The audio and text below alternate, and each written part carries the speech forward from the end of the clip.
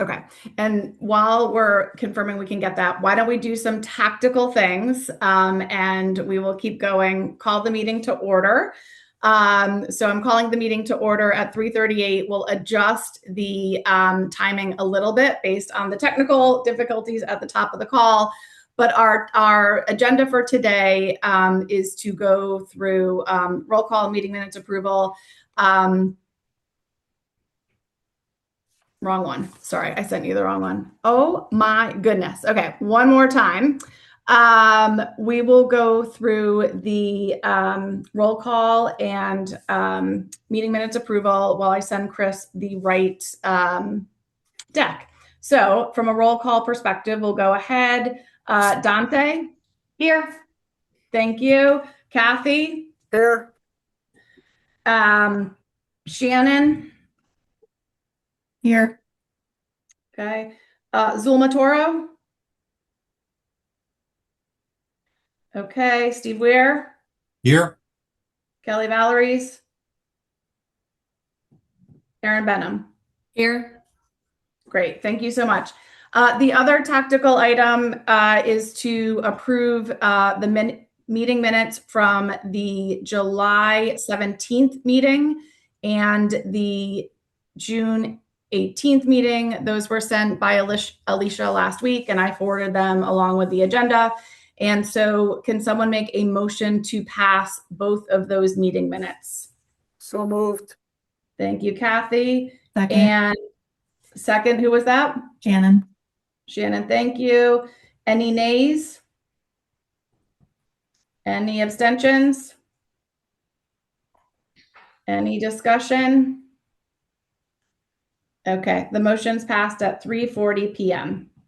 So I'm going to walk you through verbally what the agenda is for the meeting and then turn it over to Shannon, who's really taking the first part of the agenda and has a presentation.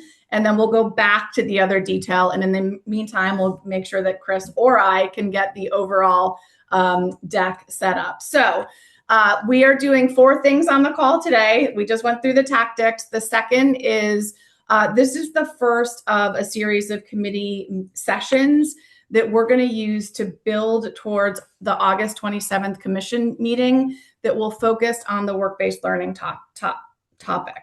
So over this series of meetings, we really are continuing to learn, and our learning is going to continue today with the presentation that Shannon and some of her colleagues are going to provide on the work that Ready CT does.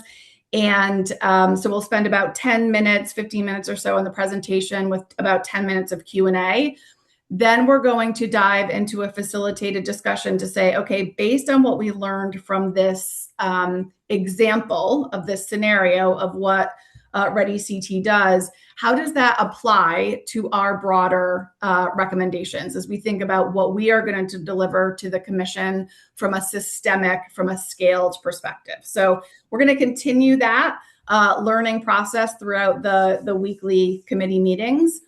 Once we have a chance to do that, we're going to lift our head back up and move a little bit from learning to planning.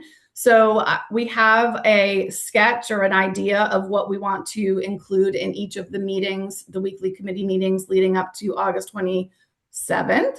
And so we will talk through what we intend to put in those meetings and want to get your feedback. We want to make sure that we are working together to make progress both on our understanding of the current state and what's working well and what the exemplars are, and then move closer and closer to solutioning. And as part of that planning, we'll also spend a little bit of time just putting out into the ether what we think our key deliverables, our key big ideas are. We started that discussion in Discovery. We continued it a little bit in the July 9th meeting where the Pathways Design and Governance Committee talked a little bit about the new floor for students. What should everyone get? What should an intermediary structure look like? But we really want to start, convening and getting together around our big idea. So those are the things we're going to do today. I will then now turn it over to Shannon to take us through the Ready CT discussion. Thanks, Shannon. Thank you, Jen. So nice to see everybody. Hope everybody's faring well on this rainy day. But excited. I think we had talked as co-liaisons about the opportunity to do some education on these meetings, kind of a little bit of education and then get deeper into some rich discussion, and suggested that we hear a little bit about what some of our own committee members are doing. So I think we're up first, and then I know CSCU will be doing a presentation with Dr. Toro, and then Dante and team will be doing a DOL presentation, and then I think we're fitting in some other presenters. So today we're kicking it off, and we kind of put this together with a lens towards what we thought would be useful to share with this group and to really lead into some rich discussion. I did want to introduce a few guests that we have. So Naila Abdulrahman, I think some of you met her at the last meeting. She's our Ready CT's chief of staff and has been with our organization for going on 4 or 5 years. Is it 5 years? And she's fantastic and just has a really great perspective on the work as a whole. So she and I will be presenting. And then we have Enzo Daci, who is a not only a person who has firsthand experienced the pathway work, but is now also an employer supporting Pathways work. And he is senior manager for financial analysis at Travelers. So he'll talk a little bit about the employer partner perspective and the student experience. And then Dustin Nord, who is the director of the CBIA Foundation. We had talked about just a reference to the CBIA blueprint. So there's an awareness of what that document is and just a level set on where that came from and what some of the recommendations were that came out of it, which also is a representation of employer voice. So trying to pull all these little pieces together to give a comprehensive overview. So I will start sharing my screen. Can everybody see that? Yes. Yes. Okay, great. So, jumping in. So really quick for those who aren't as familiar with Ready CT, we are a nonprofit that operates at the statewide level with a focus on career connected learning in the K-12 space and the immediate post-secondary space, so kind of right after high school graduation. And our focus over the years, I've been here for 8 years in the organization, and we really gone full on into the career connected learning space with an emphasis on work-based learning, which I know there's a subtle distinction there, and we'll be able to talk about that, I hope, as a committee. But our vision and mission are stated here. We really are everything that the commission is trying to accomplish is very much at the heart of what we've been trying to do as a nonprofit in Connecticut, preparing students with the essential know-how, experience, and confidence, which is a really big piece, to pursue fulfilling careers and also in turn benefit the Connecticut economy. And we do that through actually designing and delivering hands-on learning experiences for students across a variety of communities and with a variety of partners, but we really focus on where the greatest need is, both from an access perspective for the students and the districts we serve. So we work mostly with the alliance districts and also with the employer community. We're thinking about the most high demand, high growth industries as the place where we place a lot of emphasis. And then we realize our vision and mission through what we call the 4 Ps, which is our pathways work, the core programming that we deliver, promising practices, events that we do, pulling stakeholders together to share learning and keep building the impact in the same direction. Policy work, we are involved in policy changes to the extent that they enable or remove barriers from some of the programming that we're trying to deliver. And then we constantly try to raise the public awareness of key issues in the K-12 education space. I'm also the chairperson of the West Hartford Board of Education, so bringing sort of that board perspective as well. I know some people mentioned wanting to hear about how board members think about this at the K-12 system level, and I think that's something that we're constantly trying to do in partnership with organizations like CABE. A big part of our theory of change is that we are affiliated directly with the Connecticut Business and Industry Association. We are separate 501 organizations, 501c3 for Ready CT, with a separate governance structure, board of directors. So there's a clear firewall in terms of who our key stakeholders are. We serve the students of Connecticut and the educators of Connecticut first and foremost. And CBI is thinking, singularly about not singularly, but most focused on the business community. And so together, I think we're bringing a synergy of making sure that these two spaces are talking to each other and not getting lost in translation. And that strategic alliance has really built into some amazing access to the employer community so that we can bring these opportunities to students and educators across the K-12 system. We work with roughly 250 to 300 unique employers each year, providing different work-based learning opportunities for students across the state of Connecticut. And then Christy Pentima, who's president and CEO of CBIA, is a really strong champion of what we're doing and very much always promoting how we could be doing more of this programming across the state. This is a slide that I'm speaking to the choir in terms of knowing the misalignment that we've already talked about in the discovery process. But this is a slide that we show that talks about, this unfilled talent demand. We have 85,000 job openings across high demand, high growth industries, and just a lack of awareness and exposure to what those are. The wall and silos that exist between the private and public sectors, and how we need to be very intentional about breaking that down. And then the zip code and as the strongest predictor of a student's career trajectory and also their academic outcomes is something that we have always at our heart focused on as an organization to remove those disparities in a state where the achievement and opportunity gaps are some of the greatest in the country, which is something we don't talk a lot about because Connecticut is rated as one of the top 2 or 3 overall educational systems, but we have some of the greatest and widest disparities across the country. So we want to be really intentional about the access and opportunity that we make sure is equitably distributed across our state.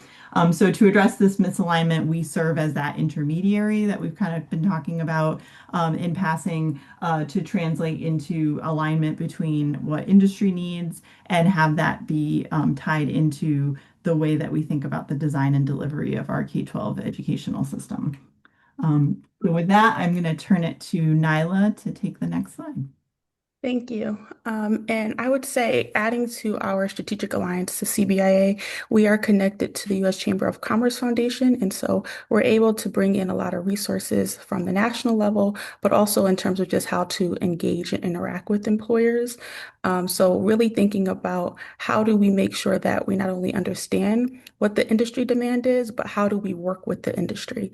So I, for instance, participated in the Talent Pipeline Management Academy, which really helped me think about what do employers care about and how does our work interact with what they need, so that I know, working with HR professionals, how are we speaking the same language?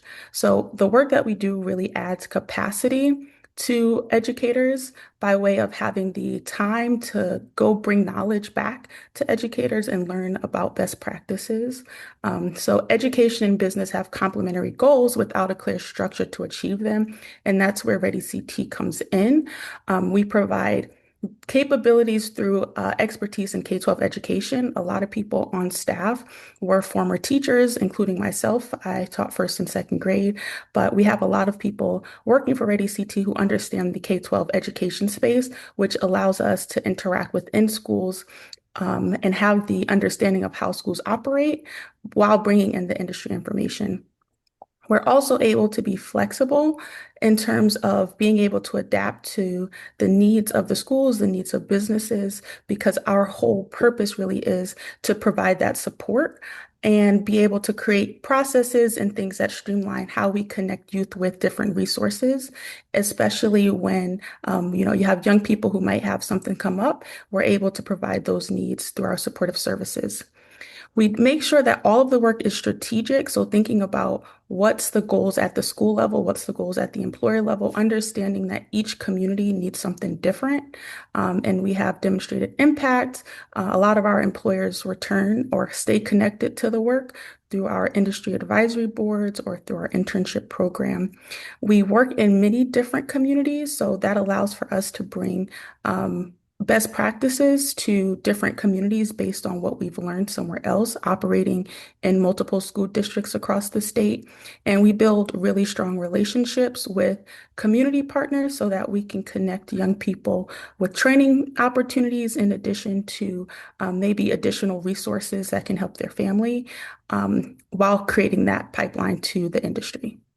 And I'll just add one thing that we've experienced because we do focus a lot on the alliance districts, which are the 33 highest need school systems in the state. We tend to work in districts where there's a lot of turnover in the staff at the school and district level. So not all districts are in need of the level of embedded support that we might be able to provide because they're able to just do it effectively on their own. But in places where there are a lot of those transitions, we can be sort of that constant, stable force that keeps the work going in spite of turnover that might happen otherwise.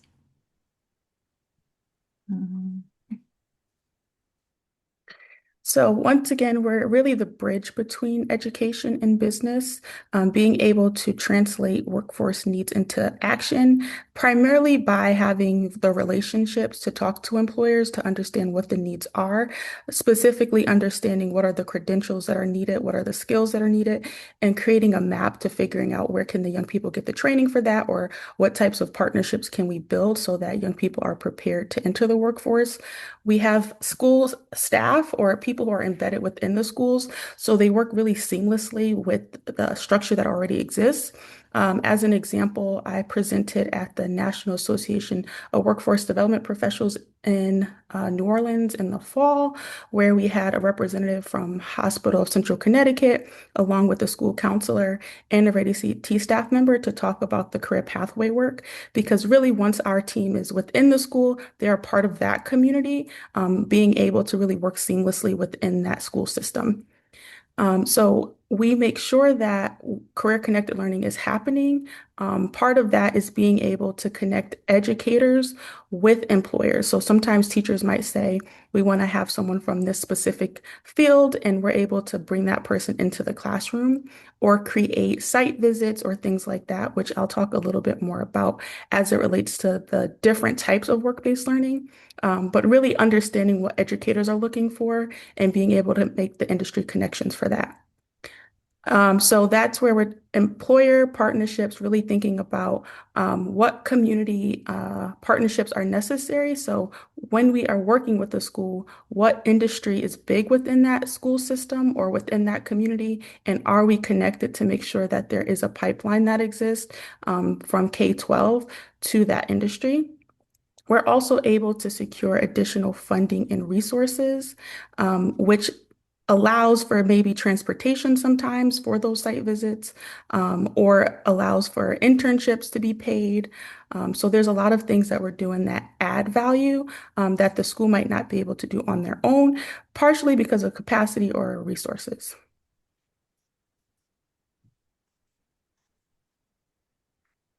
So the work-based learning continuum is really a big part of our work. I love that this slide makes exposure, exploration, experience distinct, although in reality, it really kind of comes together based on what a young person needs.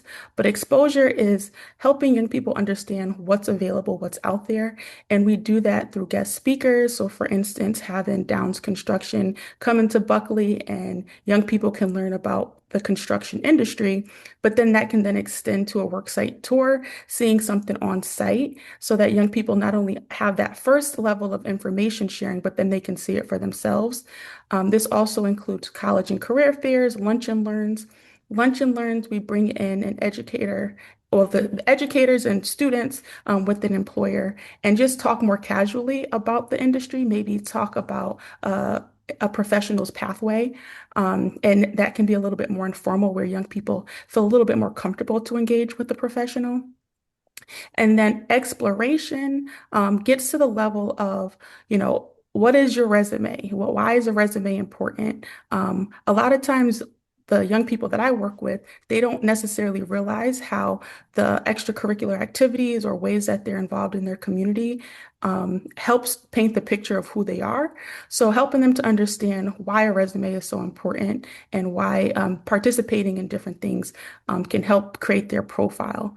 This also includes mock interviews, informational interviews, job shadowing, case competitions, which our students at Weaver do case competitions, which is really cool. And I'm sure Shannon can tell you more about that. In addition to our Career Connections curriculum, which is helping young people understand the skills that are important in the workplace. And we teach them, why it's important not to be on their cell phones while they're working, but also how to work within a team setting, problem solving, all essential skills that's going to help them be successful when they're at an internship site. And then experience, so that includes internships. This is industry recognized credentials, so making sure there's that alignment to the industry that they're interested in.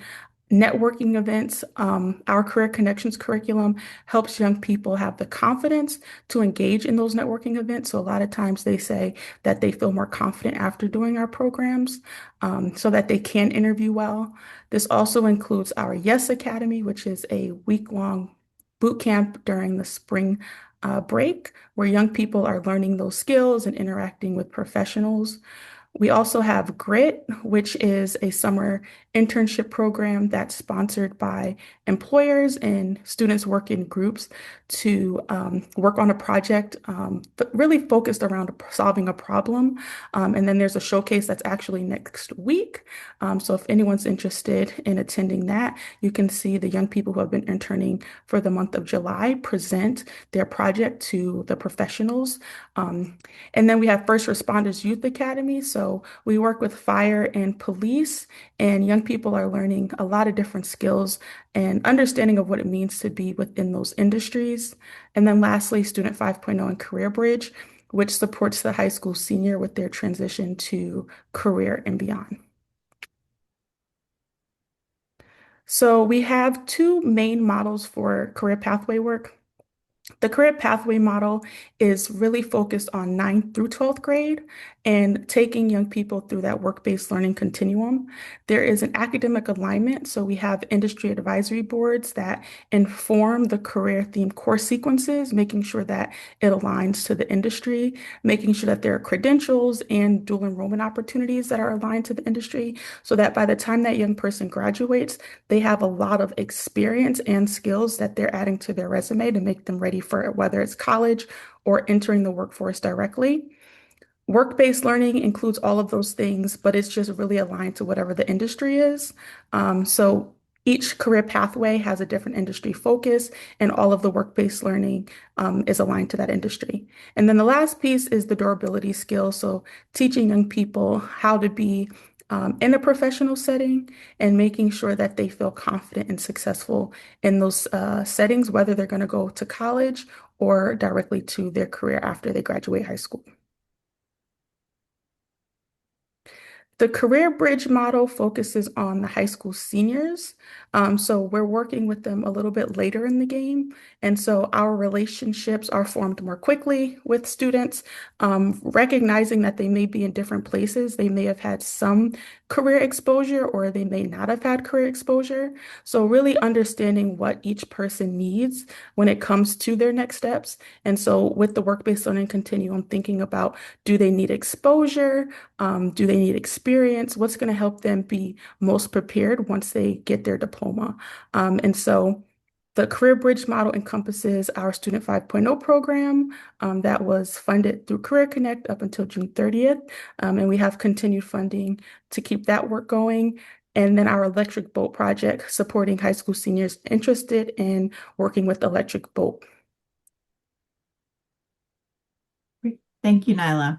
So Nyla mentioned a couple of examples of employers we work with directly, but we wanted to bring this a little more to life with a partnership in action, which is our Travelers Partnership, which goes back since I've been with the organization, and even prior to that, a lot of commitment on the part of Travelers as an employer providing sponsorship and support for these career-themed pathways. So the three pathways that Travelers has been supporting have been Weaver High School Insurance and Finance Pathway, Pathways Academy for Technology and Design IT Pathway, and the Business and Finance Pathway at New Britain High School. And I think the Pathways one might have started as far back as 2004. So these go back over 2 decades.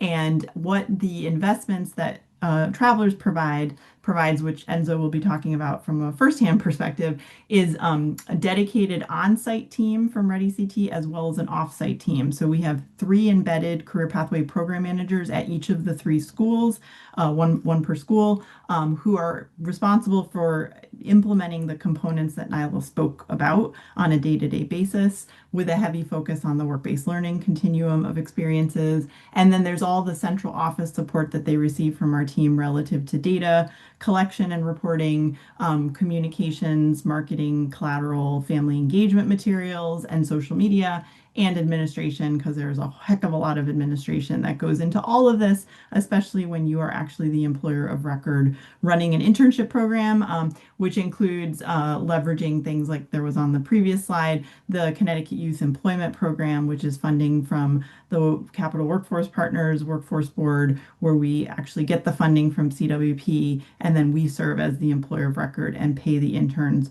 with an allotment of internship slots that we've been awarded on an annual basis.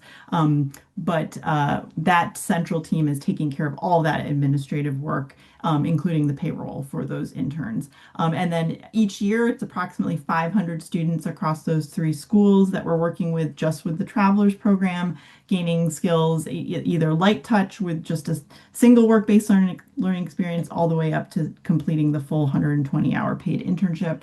The GRIT program, I'm not, because of time, we don't have a lot of time to go into, but this is a hallmark program of ours, happening right now, as Nyla mentioned. And Travelers really was the catalyst for this program even existing in the first place. They were the lead sponsor for years, and now other employers are taking up the reign and saying, if they are going to be a client for the GRIT internship project, they need to pay for their project. So they are sponsoring projects.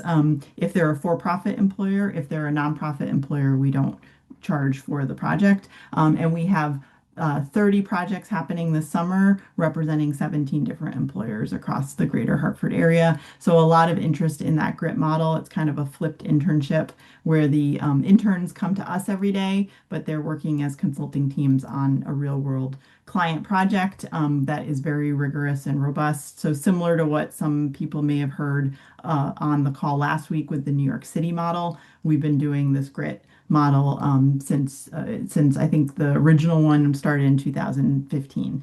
So we've had this program in place for quite some time. And then Travelers Edge, which I know Enzo will talk about, is an incredible pipeline program that Travelers has created that is a full wraparound scholarship experience that has been his journey. So I don't want to take away his thunder, but it is incredible as a model, and we hope more employers will kind of learn from it and think about how it could be adopted in their place of business. So with that, kind of as a sample of a key partnership in this work-based learning space, I will turn it over to Enzo to share about his experience.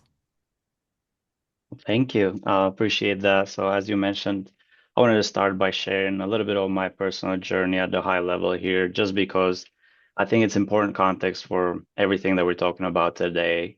I didn't just observe the pipeline from outside. I went through it myself, actually. So I moved to the United States from Albania when I was 15 years old. As you can imagine, new country, new language, everything unfamiliar. Somehow I ended up at high school in downtown Hartford, which was probably the best decision I made. High School Inc. was a NAF academy as well, supported by ReadyCT and the industry advisory board that was created there. Their focus was insurance and finance, and pretty much the school changed my trajectory of what I wanted to do. Since high school, I knew I wanted to work at Travelers. I knew I wanted to be in insurance, not something that you hear from a lot of high schoolers. So through ReadyCT and the industry advisory board, I connected with many different professionals to learn about different, career paths that I could take, not just at Travelers, with all of our partners at the industry advisory board. One of those networking opportunities, I actually landed a part-time job as a teller at a local credit union, which I stayed throughout high school, throughout college. And then when I graduated college, that's when I left the credit union. But during my senior year of high school, I also interned at Travelers in the actuarial space. And that's where I met a lot of Travelers Edge scholars and learned more about the program. So the Travelers Edge program was pretty much the same type of opportunities that I was getting at the high school, just taking it to the next level, bringing in more, that financial support, more mentoring opportunities, more opportunities to go and explore Travelers and the career opportunities that they have there. But as an Edge scholar at Central Connecticut State University, I had, the scholarship support. I continued seeking out mentors from Travelers. I continued interning at Travelers, did job shadowing. And after I graduated from Central, I joined Travelers full-time in personal insurance finance. So I've been there for the past 8 years. Today, I'm the finance lead of personal insurance technology. I also serve on the board of Weaver High School, the industry advisory board. Also still connected with the credit union. I'm actually the treasurer of the credit union now. So very, kept that connection going.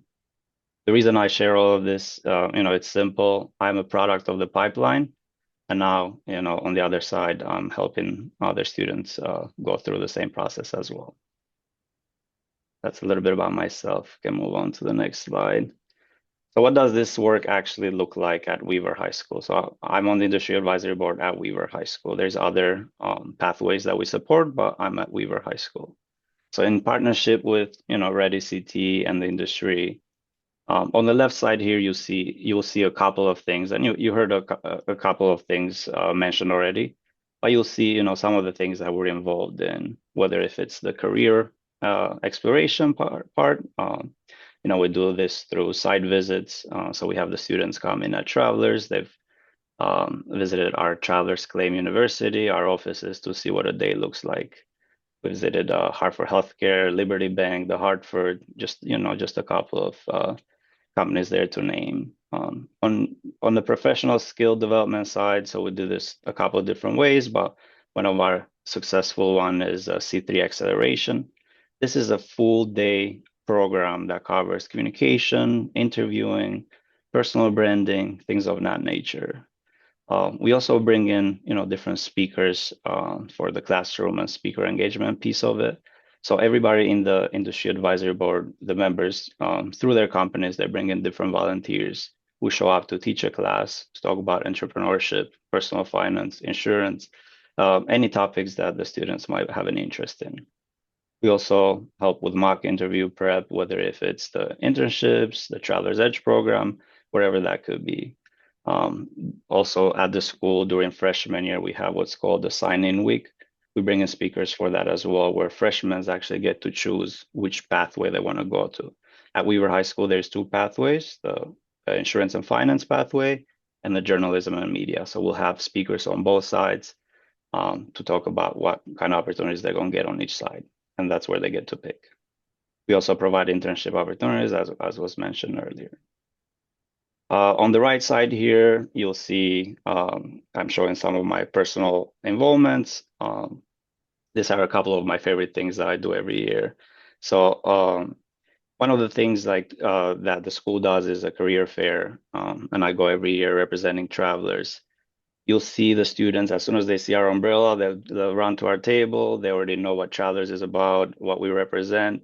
So obviously that makes me happy, as an alumni of the school, as industry advisory board member, also representing Travelers, the employer, them knowing what we represent, obviously tells me that the pipeline is working and the work that we're doing there is working. I also participate in different speaker series, and many of my colleagues do as well. But personally, I just shared my own story about with the students, really just showing them, if I could do it, just trying to motivate. If I could do it arriving here at 15 without speaking any English, any of them can do it. And on the other side, talking about my career and what a day in finance looks like. And then lastly, the case competition. We did talk a little bit about that. We mentioned it. So this is actually one of my favorite things that we do with the students. So every year we bring them into Capital Community College. They tackle a real business challenge. We give them about an hour to come up with solutions. They come up with presentations. They present. So they're probably like 10 teams that present in front of the judges. We pick three winners from that. So it's a great event. They're always happy. They're always very smart ideas. One year actually they did so well that they presented their ideas to the mayor of Hartford. So it was a great event overall, and it always is. And I'm always very impressed with what the students can do. Great. Well, thank you, Enzo. And Enzo, we have a lot of stories we could tell, but I think his is particularly kind of twofold because of the experience he's had on both sides of the partnership. So definitely wanted him to be here to present and then answer questions when we get to that stage. Before we wrap, I did want to give the floor to Dustin for a couple minutes just to reference the blueprint report that CBIA published recently. Kind of that just is another piece of information I think that we want to consider as part of our process here as a committee. So Dustin, over to you. Yeah, absolutely. Thanks, Shannon. And I'll keep it brief, but yeah, as you may know, the foundation published a report, our Connecticut Workforce and Education Strategy Blueprint, back in April. We had interviewed folks across the state, including holding roundtables prior to that with employers, talking about some of the challenges associated with career-connected learning in general across the state. So work-based learning was a piece of that. It wasn't the specific target of the report. So just for our purposes today, I pulled out some of the key findings that were relevant for work-based learning. So I'd say the number one piece that came up was just the fragmentation, and it's cut across many different things, as I'm sure many of you have heard from folks. I think one of the things that stood out, especially on employer engagement and work-based learning, is that like everybody seemed frustrated. So if you talk to educators, they were frustrated that the employers weren't engaged. But if you talk to the employers, they were frustrated because their engagement had challenges with scaling. So they felt like, maybe people just weren't hearing about it just because it's very hard to scale some of the things that they were doing. We also saw fragmentation come through with challenges related to scheduling, especially when you're trying to do, when you have maybe a larger employer that is trying to work across multiple districts, and you have different scheduling requirements across those districts. Providing opportunities to get students into work settings can be a challenge during the school year. And then also resources that were split across multiple state agencies. I put state agencies. I think it really is state and local. So there's lots of really, really good resources in the state. It's just not always easy to pull them all together, especially for employers who are maybe less familiar with the system, which I think is many of them. I think the other piece was a limit to scale, just that there's a significant setup cost to doing a work-based learning experience for both the employer and for the school.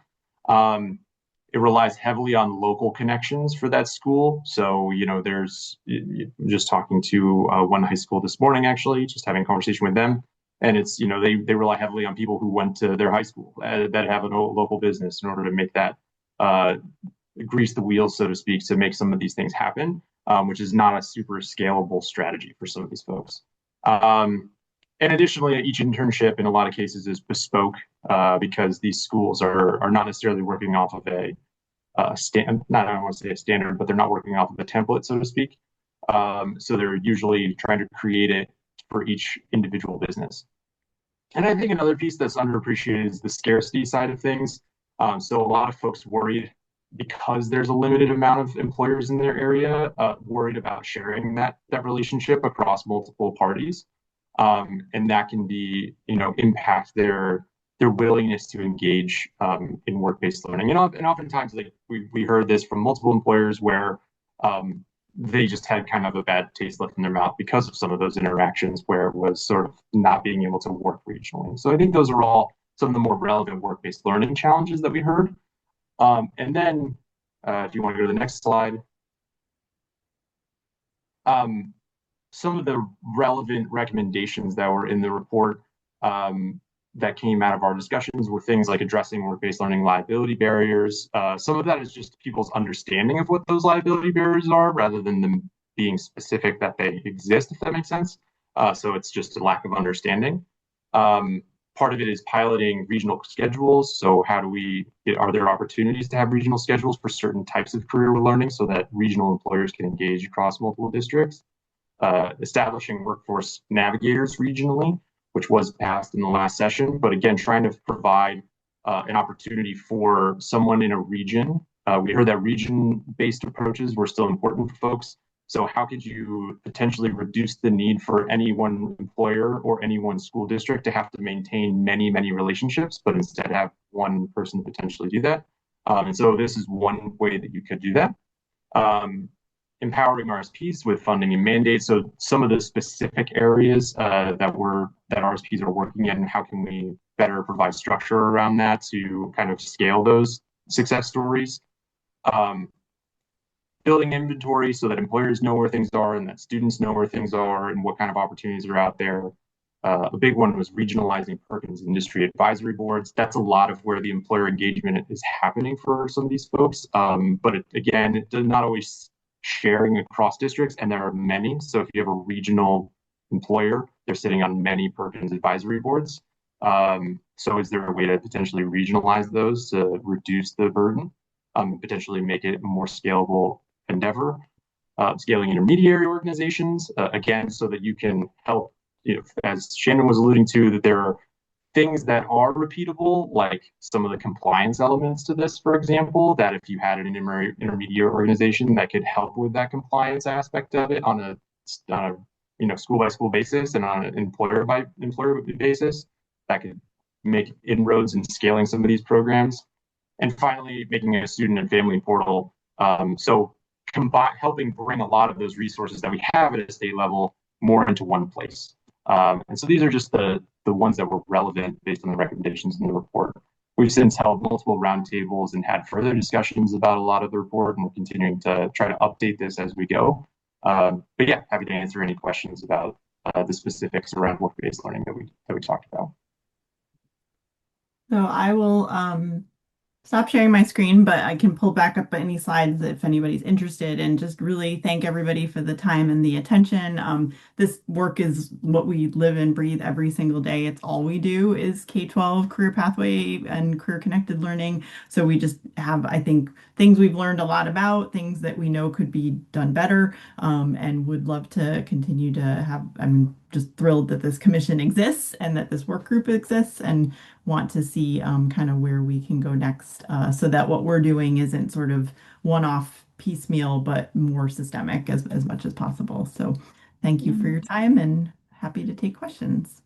Thanks, Shannon. Yeah, Dante is clapping. Christina's clapping. Thank you, Shannon, Nyla, Enzo, and Dustin for all of that great information that you provided in a short amount of time. To facilitate sort of the whole meeting, I just wanted to take a minute or two to see if there are any specific questions that you have for the group. We'll probably spend, I'm just trying to manage the time and getting through the agenda, maybe 5 to 7 minutes of questions. And certainly if we don't have time to do them on the call today, send them to me and we will make sure that they are answered offline. So I have no idea who went first from a question perspective, but I'm looking right at Christine. So why don't you start? Thank you so much, Jen, and thanks, Shannon, and all of you that presented. I guess I have a question and a comment, so maybe I'll say it all and then allow you to answer it. So, Shannon, do you have examples of work that Ready CT has done with non-alliance districts, so in more of the suburban communities?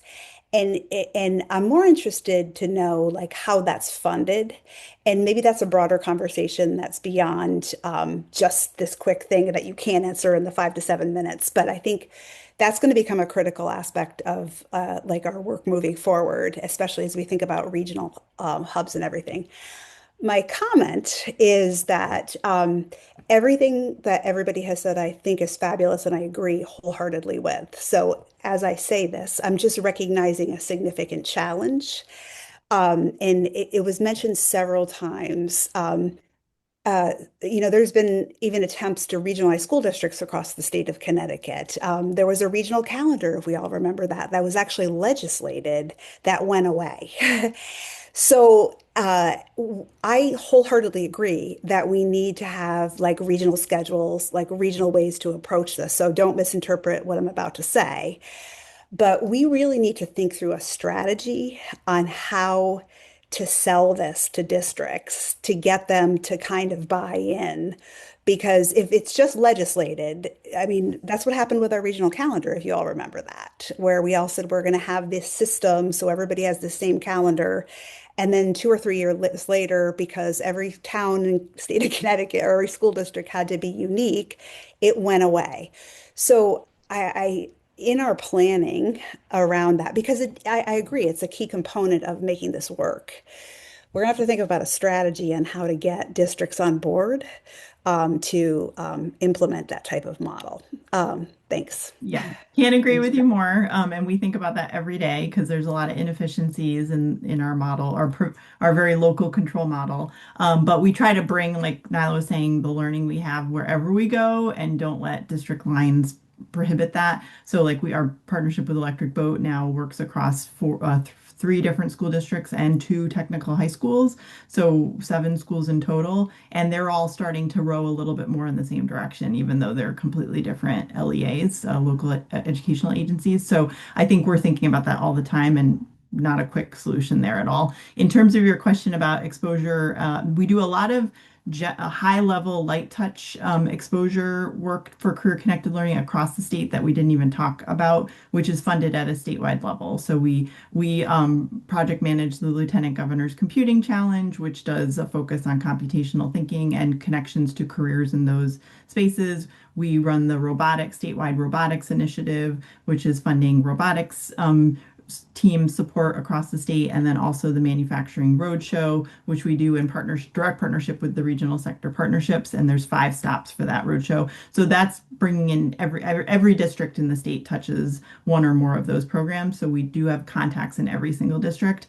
Where we've done our more deep dive career pathway programming with more suburban affluent districts, I'll say, is that it's more of a consulting engagement. So we worked with New Milford and Farmington, and we've consulted in Milford and not New Milford, but other Milford. And so we kind of come in and do a dedicated consulting project to build the capacity for that district to do this on their own and leave them with a toolkit so that they can keep doing it from that point forward. And then we're kind of a phone a friend. They can call us when they get stuck and need help. So we can be differentiated by the needs of the district for sure. Thanks. I don't know if it was Dante or Kathy next, but let's just go Dante, who I'm looking right at, please. Okay, thank you. Thank you all. That was a lot of information and I appreciate it. I will say I'm not sure I absorbed it all, so I'm hoping that we can get those slides. I was trying to take screenshots every now and then, but missed a couple.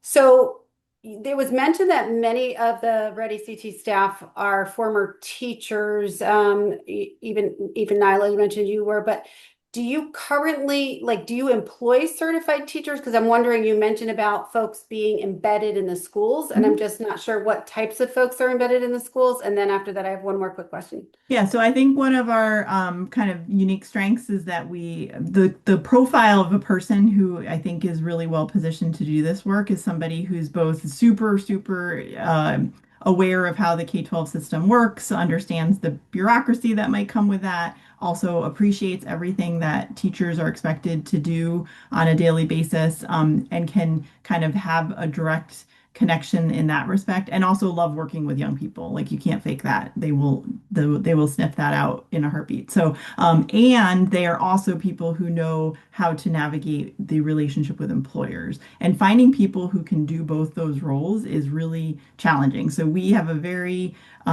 rigorous screening process for who we hire. It's got 4 different parts to it, and then when we hire someone, we hire hard so that we can manage easy. And we have team members who have lots of different backgrounds, but tend to have some K-12 experience or a related youth serving role, and then are able to also bring in a workforce or employer sector kind of experience that complements that. And if they're missing any piece of that or don't have as much of one or the other, we shore that up with a very intensive onboarding process for every person on our team so that they're very comparable across any location. For the embedded model, they are based at the school.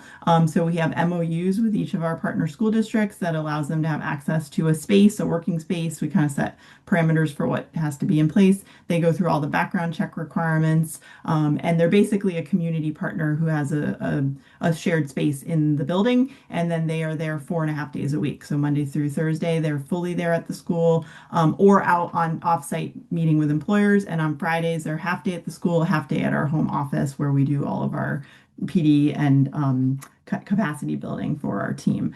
So they do not have to be certified teachers. That just happens to be some of the portfolio background of the people who come to work for us. But they are never alone in a classroom with students. So we always would have a teacher of record in the room if they're going to be in a classroom with the students as well. So I think when you say they don't have to be certified teachers, it sounds to me like they are not, which is okay. I'm just trying to understand. Yep. So They're they're community. not certified teachers. They may have had a back. Okay. Correct. Also, Yep. I would just add, so with teacher certifications, generally it's like the 3 to 5. So there might be people who their certification ended, or maybe it's still existing, but it isn't like they are certified to teach a class. Most of our team act as program managers, so helping to facilitate the learning and build partnerships, but they're not responsible for the same things Direct that teachers are instruction. responsible for. Yeah. Gotcha. Okay. Yeah. And then One I've quick heard word this. comment. So from the board or from our perspective, our partnership with the Ready CT representative or the program manager there is key. Without them, pretty much nothing we couldn't do anything. So that partnership is key there for sure. Okay. I'm so sorry because I know we're under time, but the other question is, and Shannon, I've heard this like throughout this as I've been getting to know you and Ready CT, that Ready CT places students, but I thought I might better understand that through this. And so maybe it was out there and I didn't absorb it, but how does Ready CT place students? Are you literally placing them at employers for their work-based learning experience? Because I heard a bunch of different things and I wasn't clear on that. Well, it's a whole continuum because we've talked about that sort of phased approach to work-based learning. But when we're coming to it, when we talk about an internship, our goal is every student in our program should have the opportunity to complete a 120-hour paid internship, which happens to be what the NAF is a model for career connected learning that Weaver High School aligns to. That's a national model that we can get into if we want, but they require a 120-hour internship.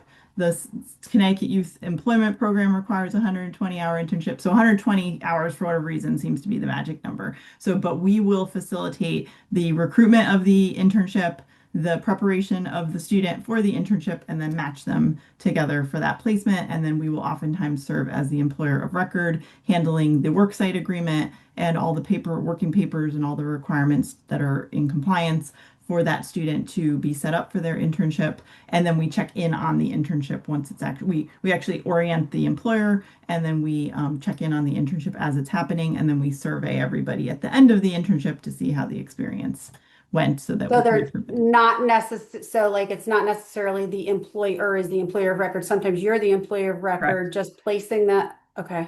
Yep. So we would love more employers to be like the employer of record. So as Enzo mentioned, Travelers is funding 20 internship placements this year. Hartford Healthcare sponsors 20 internships at each of our 4 pathway sites with them. So there are 30 placements with Pratt & Whitney that are available to students in 2 pathways we support. So very specific internship assignments for employers who are sponsoring the internship directly and paying that intern. But most employers they are not paying. We are finding funding to pay either through the youth employment program or through philanthropic resources or district resources or otherwise. All right. Thank you, Dante and Kathy. If you have one more question, please, and then we'll move on to just a brief discussion of like, okay, so what can we apply to our learnings, and then lift our heads back up and work on our planning. I did for have a the couple of weeks ahead. questions because one is where you're getting CYEP money, who's doing the eligibility to make sure that those students are eligible for CYEP placement. But the other one that just caught me was, and maybe Dustin could help explain it, was there was a comment about workforce development service providers being protective of employer relationships. And I wanted to get an idea of what workforce development providers that was referring to. I can answer that one briefly. I think I've heard that from WIBS. I've heard that from, I suppose I said workforce. I also am referring to like education partners in this particular instance. So like specific districts as well. So it's it kind of runs the gamut, and not everybody. I wouldn't say that it's everyone. I think it's just representative of something that I saw enough times to make note of, if that makes sense. Okay, and then Shannon, do you do the eligibility or are you referred those students?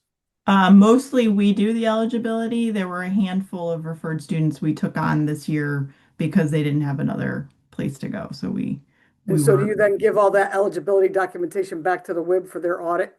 Oh yeah.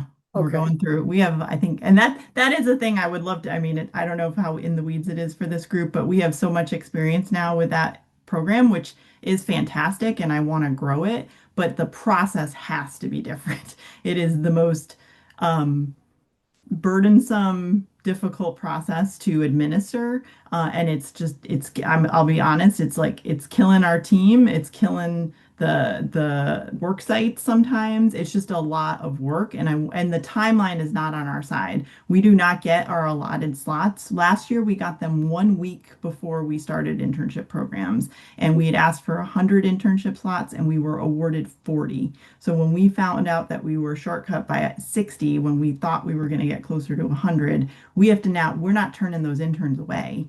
We're making right on the commitment we made to them. Now we got to figure out how to cover 60 internship slots at a rate of $17 an hour. So I think just the process, it's not anyone's fault. It's mostly That's the legislature. Legislative. They don't give you, that's the legislature. They're voting the first week in June. You don't know what the funding is going to be because moreover, in the last 10 years, I would say 8 out of the 10, that funding got cut at 5 of 12 at the end of the session. But like this year was a short session. They knew May 6th, and we didn't get our allotment of slots until June 30th. Yep, How did that happen? The boards didn't get a contract for the funding until the last week in June. Okay. So I just think that's a universal excursions. That's so I think that's a good transition point, if that's okay, because I do want to make sure that we're getting through at least touching on the full set of topics. So I think, thank you again, Shannon, Enzo, Dustin, and Nyla for kind of like bringing to life some of the concepts that we're talking about. We really went deep, but it does bring it to life what we're talking about. And so I think just we started to do this a little bit with this observation or reflection on, okay, what dependencies do we have that we might need to resolve? And one of them might be the funding timing that Shannon, you and Kathy just described. And so in no like particular order, let's just take maybe like 10 minutes or so to say, like what insight did we get from the conversation that we might think about adapting for our systemic recommendation? What do we need to do? I'd like to just start with, I think we need to hear about CYEP before we solely make recommendations off of Ready CT's presentation. Oh, so Kathy, so we're going to, yeah. So let me step back for a minute, and actually, Chris, why don't we go just quickly to the planning page so we can focus on like what we're going to do. This is so Kathy, this was like the first time that we've done this kind of conversation, and we will do it several times going forward. So you can see this is our like planning as we work back from the 27th meeting where we are going to present our committee recommendations. And we really want to continue to learn, we're still taking in a lot of information, right? We started with the kickoff and the discovery and the conversation that we had at the July 9th commission meeting that was really focused on Pathways Design and Governance, but also lightly hit on work-based learning, right? There are little bits of pieces and intermediary. So we're still continuing to learn to take information over the next several weeks. And you can see we've got Connecticut State, Central Connecticut, Department of Labor, and Kathy will figure out when to, as we exchange our emails, to schedule the Connecticut Youth Employment Program. All of this is input. We'll continue to learn, but at the same time, we're going to start solutioning. We're going to start developing our recommendations, which we'll deliver to the commission on the 27th. God, I hope I keep getting that date right. And then we'll get input from them, right? Will there be a discussion similar to the session on July 9th? They'll give us feedback. We'll then synthesize the feedback and have 30 minutes on the next commission meeting. So this is my way of just saying we are taking in very like specific pieces of learning. All of it together is meant to inform our solutions. Fair? I hope that's helpful. Well, I guess we'll see. You reserve judgment, but that's the intent. I'm a skeptic. Yes, I'm going to be honest about it. Yeah. I think that before I can decide what recommendations or what pieces of what this organization is doing, I need to know what has been working, Right. What has not worked, and what type of assessment is done. And from the industry perspective, from the school and student participating in the program. Unless we have that information, I will have a hard time selecting this is a recommendation that I think we should include in our report.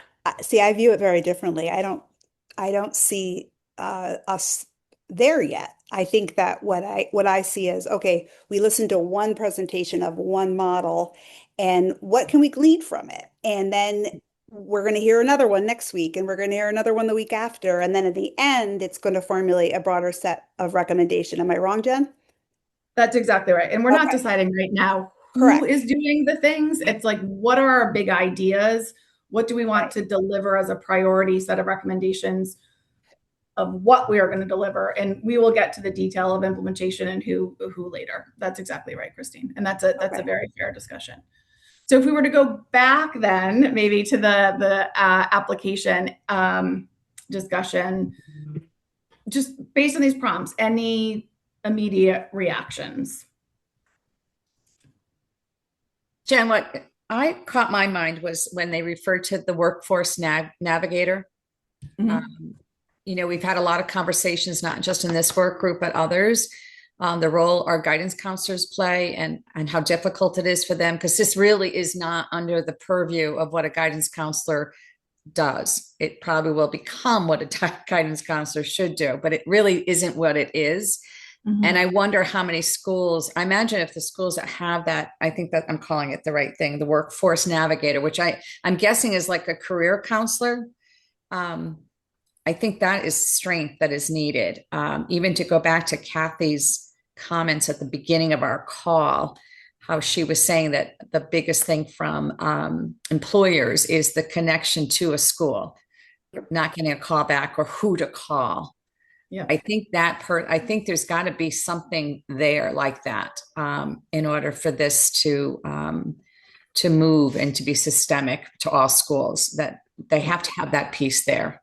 So in the legislation, it provided funding for each workforce board to be funded for a workforce navigator that would serve as a liaison to the schools to create those relationships between the employers and the school districts.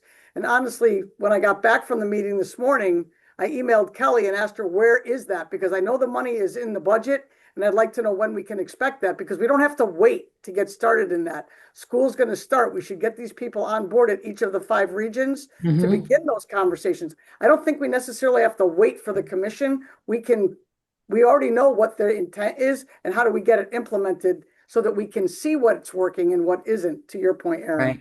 Yeah. Well, and I think that person is going to be key. I think it's going to just be essential. And I think the school counselors, I was in that engagement group when I listened to them, Mhm. they themselves identified that they don't have the knowledge.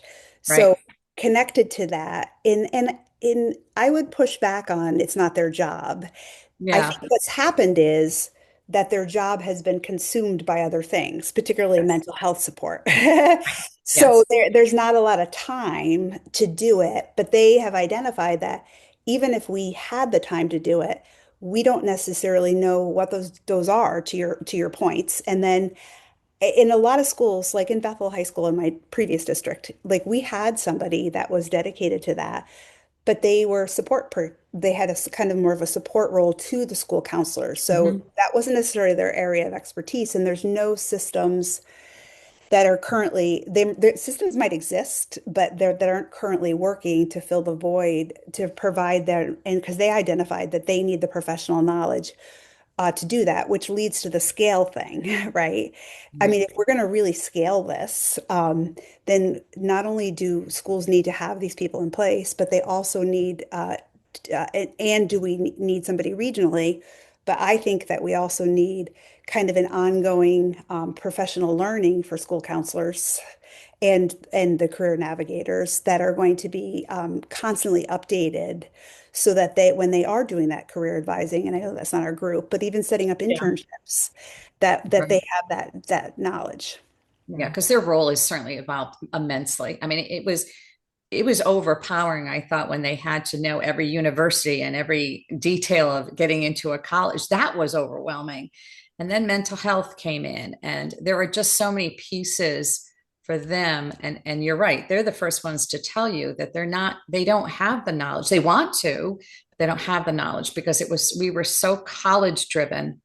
And now it has to, we have to change that. And there's got to be support for those folks. And so, Aaron, does that look like PD for the college, for the counselors to give them that Kathy, career exposure? Kathy and Yeah. Aaron, can I just ask, is this part of the work-based learning topic, or would you call No, this I think more? it's definitely a part of the work-based learning because Yeah. you're talking about steering kids into career pathways that the counselors have no idea what they're talking about. And I think that's really, as I said this morning, that's like a key piece. Yeah. Should the counselors have an intentional knowledge of understanding the career paths that their kids are considering? Yeah, I Yeah. was just wondering if it was our committee or maybe another one, but that's just something I to. think like, it kind If of I could crosses just a couple of chime them. in briefly, so part of the idea behind the recommendation in the report for that was actually basing it off of the Delaware Office of Work-Based Mhm. Learning. So, and sort of that's something that they did on a statewide level, did. now and trying to adapt that to a Connecticut context. So it was based on the idea of trying to have somebody at a regional level who can help coordinate work-based learning opportunities for students and help Yeah. take some of that burden off of guidance counselors. So that was the sort of genesis of that. And it was time consuming. I mean, I'm familiar Yeah. with Delaware, the folks I work with Delaware through NASB, and that was time consuming for them, but it was a piece they said was essential for their success. And when Yeah. you look at the workforce boards filling that role, they have the intentional relationships with the RSP employers, with all Mhm. the other employers, and to some degree, we've got relationships with the school districts already. So it is kind of a natural location for it. And yes, regionally, but then maybe if there's more funding, how do we get that to be more school-based driven? But for now, I think the regional start is a good start. Yeah. And Dante, I think you had your hand back up. Sorry about that. Yeah, no, that's okay. Thank you. So I'm just dropping in the chat Newington High School, and I do that only because that's the one I'm familiar with. I was just there. They have like a career academy, and there's a person assigned to that separate from guidance counseling. So to Aaron's point, that I think is a really, really important model that I think we would like to strive for. I was really impressed when we went there, so I just dropped the link in, and that's one district that's doing it. Thanks, Dante. We can add it to our inventory of good insight and good ideas. Good Yeah, and one thing I'll examples. just layer in, I think there's such variability because we work with district, like it's interesting, this webpage actually has outdated, the person listed as their workforce development specialist actually now works at Ready CT. So I don't know that the Newington one? Yeah, so I don't know I that was Arnett. I was just there. no, it says Pam Ennis, but I think there are districts Oh, that have. Rachel Arnett, Career Academy Counselor. I was just there with her, and that's what it says on the top there. Oh, gotcha. Well, anyway, so I think that there are districts that make the investment and have the capacity in-house, and then there are districts that don't. So I think there's a lot of variability. I think there are some that need like a navigator who could just help them, like I said, that phone a friend sort of approach where it's like giving some guidance for how to connect the dots and make the connections to the employers they're looking to. And then there's districts where the capacity just isn't there, and that's where so we're maybe a different solution in terms of it being much more about balancing some of the competing priorities within a district and knowing that we're working in districts where the ratio of students to school counselors is like 450 to 1. So it's just untenable. The turnover is also tremendous. And so that lack of stability has continued to be a challenge if we're trying to lift all boats relative to access and opportunity with career connected learning. So, oh, sorry. Go ahead, Dante. I think if we're talking about what we recommend, I guess I would say that I would recommend, and I don't know if Aaron meant this, but that there's funding to support the districts to have these positions within the districts. I think that there's an alternative to what Shannon's talking about, an intermediary, but I wouldn't want to necessarily make that as a recommendation over the district having these services there. So I just kind of want to clarify that. I think if we're talking about moving our skills, our workforce system, our school system, our state system forward, that I would like that to be an ideal situation. And Ready CT, a district does have to, I assume, invest funding to get your services. I just wouldn't want to necessarily say that that would be an option over having it in the district. Yeah. So that might be a nice transition because again, the idea of the structure of these meetings is that we really hear examples and details, right? And then we lift our heads back up. And at this point in our experience as commission, members, there's been a kickoff meeting, there's been a discovery meeting, there was one other meeting that was on July 9th that was very focused on pathways, design, and governance. At some point, as we move towards August 27th, we're going to have a set of big ideas, right? Like, what are the things that we, as the work-based learning committee, are really recommending? So we don't know yet exactly what that will look like. We might have an idea, and people have said, like Dustin shared with us the recommendations from CBIA. We heard, again, some ideas at the July 9th meeting. So if we were to just like stop for a minute and lift up our heads and say, at this point, based on what we know, and for those of you who have been in this work for so long and would recognize the barriers and the challenges that prevent you from doing the good work that you're doing at scale, Kathy, Dante, Shannon, like all of you, maybe we just like put out into the ether, like let's just brainstorm, no evaluation, no assessment. What is our sketch of our big ideas and our deliverables? And again, we're not holding you to it, but maybe let's just start thinking about that because that's ultimately what we're going to be getting to over the next several weeks and months. So the biggest idea has to come from how you're going to engage the employers, because without them, everything else doesn't matter. You can have all of the career navigators in the high schools. You can have all these kids be aware, but unless you have an employer to send a kid to, I don't know where this goes, right? Yep. So the biggest, I'm sorry, go ahead, Christine. Well, we need a hub to building off what you're saying. Like a big idea to me is we need a hub that employers can go to and schools can go to link internships or match people. So we don't depend on relationships. We don't depend on individual school districts. We need like one-stop shopping. I don't know if it's regional or statewide or both, but we definitely need that. I also think, I'll be quiet. I'll let somebody else give input. Finish your thought. Okay, just that I think from a school district side, we need to develop systems of professional learning around to the point of, because I do see the link between if you're placing kids in work-based learning experiences, that has to be based on career navigation, right? So there has to be systems in place to educate educators about what that would look like. And I also feel like we need to kind of tackle some of the scheduling issues if we really want to scale it up. And when you say scheduling, that means the Well, even creating like, some consistency around the scheduling. Yeah, around well, the I mean, block scheduling or something. Yep. yeah, depending, like when I was in Bethel, we had block schedule. I know Stanford's been trying to do it for years and it keeps getting blown up, right? Yeah. So, but that type of schedule is probably the optimal for work-based learning Yeah. experiences because you have longer blocks of time to do that in. And so to me, that's an issue that has to be addressed. Beautiful. Other thoughts? This is exactly if this is the last page in the deck. You'll get the deck, and we'll definitely send out the deck that Shannon and company presented. But this is really what we wanted to end with, which on the last page, Chris, which is what are our big ideas? What's the sketch? If you keep going, that we can just start with, that we will crystallize and bring to life over the coming weeks. So who have I missed from the committee? Dante, thank you.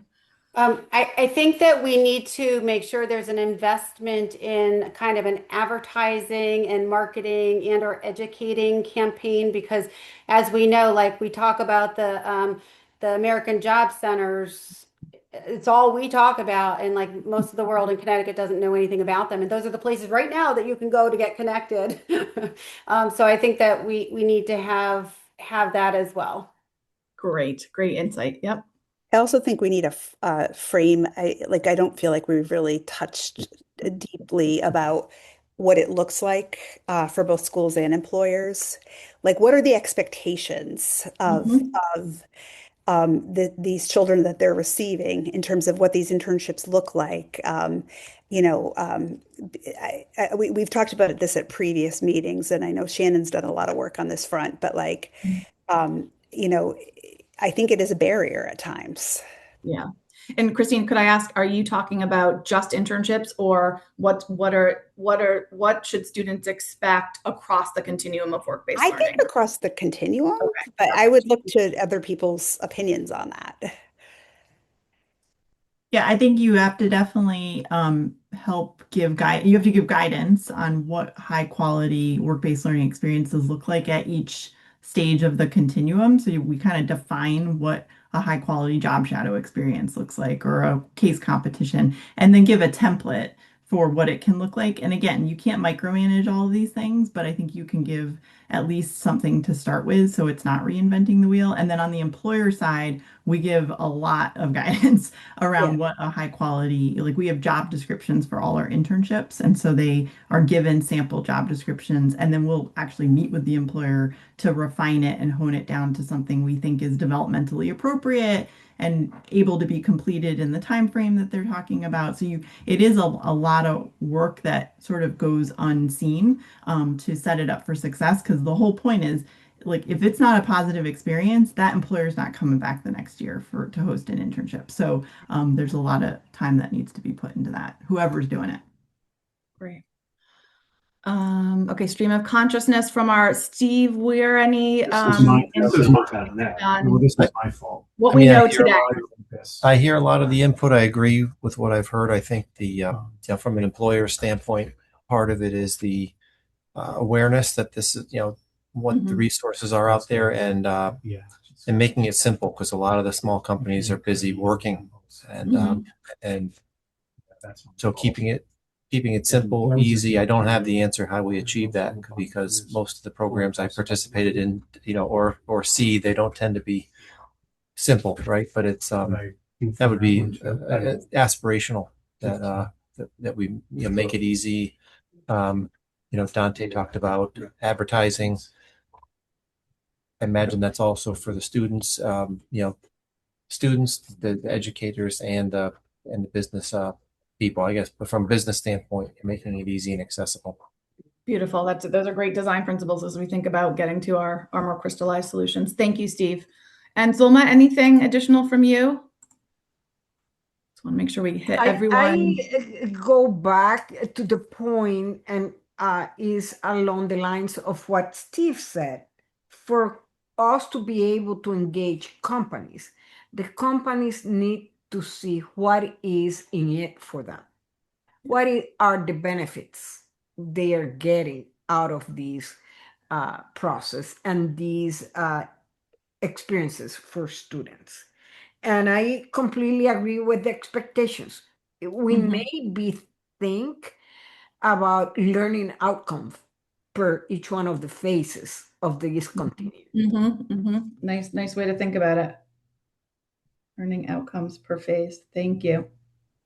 And Erin, did I catch you? Yeah, I think, just what I said about the career navigators and, looking at Delaware and even Texas and how they set up their programs. Beautiful. Okay. So again, this is our first pass at a big idea statement, but we will definitely further evolve it. I see some notes in the chat. I was going to say exactly what Kathy said. I definitely feel like we need some robust data systems to start to track things also, which we currently don't really have well in the K-12 space. Yeah. And Chris, would you agree with my point on that topic that we will, as a committee, recommend what data we would like to have, and that will be incorporated alongside the other committees into the state systems committee? So we're going to identify that, but we're going to also feed it. Okay, perfect. We're going to feed that.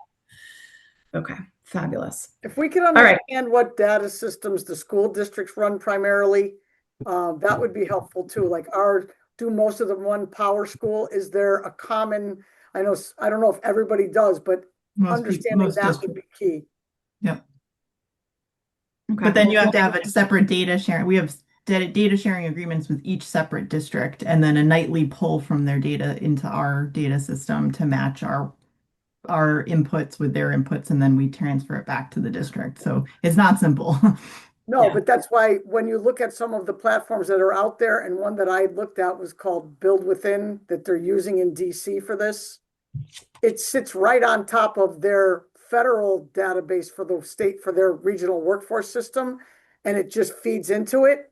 And so if it's really about how do we connect the data systems that are working and create a tracking system to do that. So I think that's been I've been here 25, it'll be 26 years in January, and that's still the question about how we do that. So this would be a great opportunity to address that. 100%, Kathy. 26. Okay, 26 years in January. 26. Yep. Fabulous. Okay. So Chris, anything that you joined us and listened in, anything else that you would add before we kind of end the meeting, but we will keep this conversation going over the coming weeks? Anything from your perspective, Chris? Nothing else from my perspective. I just want to echo, I think the process here that the other working groups have gone through that has been really interesting to watch across the board is starting with this big ideas, because there's so much knowledge in this group already, and then refining it as you get more information as you go over and over and over again. It's an iterative process no matter what you do. I think that's just a way to get all of the wisdom from this group into these recommendations. So I guess be prepared to iterate more, but I think a lot of these big ideas are directionally make sense from everything I've been seeing. But I also want to recognize Dante's hand is up again. I'm sorry. I did have one more thing. I was playing around with mentioning something. I didn't because I wasn't sure it was directly related to work-based learning, but I wanted to double down on what Zolma said when she said it. The employers don't understand what's in it for them right now. They do see it as, like Steve said, it needs to be simple because it's a lot of work and they have work to do. But part of the bigger problem that goes beyond the work-based learning is when we're looking at and talking to employers about, what they want to fill their positions that they currently have that they can't fill. And part of the problem is they're expecting the high schools and the colleges to put people out into the workforce with these skills ready and just plug and play. And there was a recent article about that. So on the one hand, they want everybody prepared to plug and play. Then they're saying that we don't have the people with the skills that we need, but they also don't want to invest the additional time and or funding in training people up themselves. So it's really a complicated issue. And I think it boils down to the employers do need to understand why this is important. Because if you have a specific need for a workforce with specific skills, you now have to have skin in the game. It is not what it used to be. A partnership, right? Each player has a role to play. Yes. Sounds like, yeah. Okay. Another great design principle, I think. Yeah. Okay. Thank you for letting me get that in. It was well worth it. And I have to apologize. It would not be a work-based learning meeting if we didn't have some tech difficulties, and it seems like it's a different gremlin every time. So I do apologize for, sort of starting the meeting late, but I feel like, the intent again was to bring some of our ideas and discussions at prior committee meetings and commission meetings to life through some deep dives of existing programs, and then use that learning as we continue to learn to inform solutions. Chris said it beautifully, as he always does. This will iterate. We are going to refine. This is a sketch at the moment, and we will deliver something to the commission on August 27th, get more feedback, synthesize that, and then ultimately develop what we will put into the report. So I think, from my perspective, we got a really, really good, fulsome conversation. We will send out, Shannon, if you want to send me the deck, we'll send that out with everything else that we always send out. And if there were hot topics, we didn't have time, something pops up for you, just call me. Happy to continue this conversation even outside of these committee meetings. So with that said, it's 5:03. Could someone motion to adjourn the meeting? So moved. Thank you, Dante. A motion and a second. Second. I think I heard Christine. Whose voice did I hear? Aaron. Aaron, thank you, Aaron. Okay. I was going to say it wasn't me, but I'll be happy to do it. Christine, just say yes now. Okay. Jen, thank you. Thank you again very much. All right. Take care. Bye. Bye, folks. Thank you all. Bye. Bye-bye. Bye-bye.